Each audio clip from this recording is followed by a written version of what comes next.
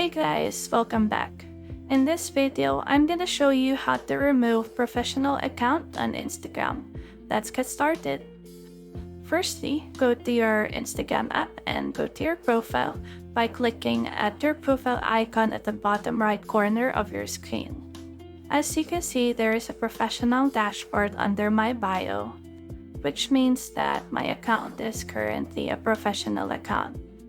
To switch it back to personal account, tap at the three horizontal lines at the top right corner of your screen, and from there select Settings and Privacy. Search for Creator Tools and Controls, and once you've found it, tap on it. Towards the bottom of the list, you'll easily locate Switch Account Type option, and simply tap on it as well, and select Switch to Personal Account. Just confirm that you want to switch to personal account, and when you go back to your profile, the professional dashboard is no longer visible, indicating that the switch was successful. And that's how you simply remove professional account on Instagram.